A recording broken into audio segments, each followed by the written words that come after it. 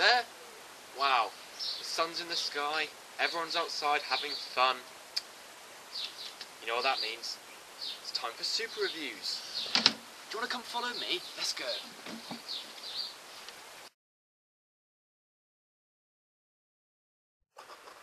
Oh, super reviews! Sorry about the massive gap in between my last video and this one, but I've been just so busy with my hectic life. But anyway, let's get on with it.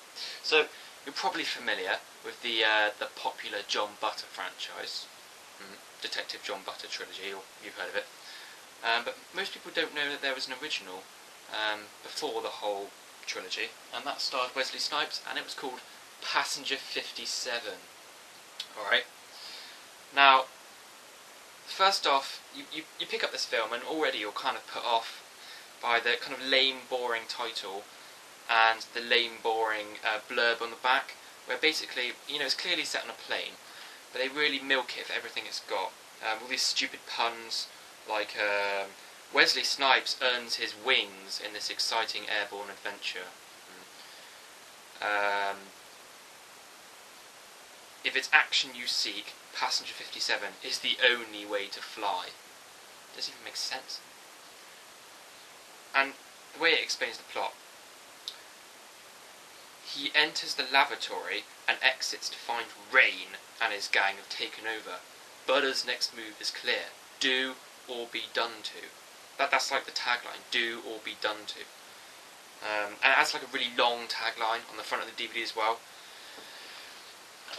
He's an ex-cop with a bad mouth, a bad attitude, and a bad seat for the terrorists on Flight 163. He's very bad news. Alright, so already I've kind of built this up for you. First off, right now I will point out that it is actually, his name in the film is actually Detective John Cutter, but I just thought it'd be a lot better if it was Detective John Butter. Just sounds a lot better. I'd say the only sort of half-decent thing about this film is it's quite short. It's only like it's 80 minutes long, so it's an hour and 20 minutes long.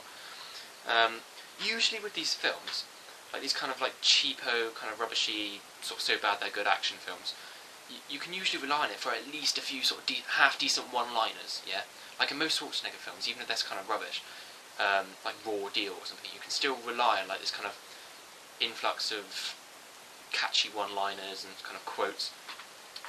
There's none of it. There's no sort of wit to it at all. And the bad guy, he might as well just not be in it. He's like wallpaper. I think in the film, they were kind of trying... He doesn't really blink much, and he just gives this kind of cold stare throughout the whole thing, which I think was supposed to be sort of unnerving and show that he's got no kind of sense of moral values, and he'd kill anyone, because he's, you know, he's clearly demented. But every scene with him in it basically comes across as just like this. Hello, I'm evil. What's that? Butter? Didn't realise you were on the plane. Well, I guess I'll just have to kill you as well. Yeah, so, I mean, throughout the entire film, he just comes across as if he's a poor man's Hannibal Lecter or something. And I'm sure that is probably what the studio, or at least the director, sort of told him, like, well, you're British, you're a bad guy, we need you to be a bit like Hannibal Lecter. Doesn't come across very well at all. Thank God there's no bonus features in this. I mean, it has got interactive menus and scene access, so in other words, it's a DVD. But no, I'm not impressed by this film. Yeah, so all in all, a kind of really annoying film.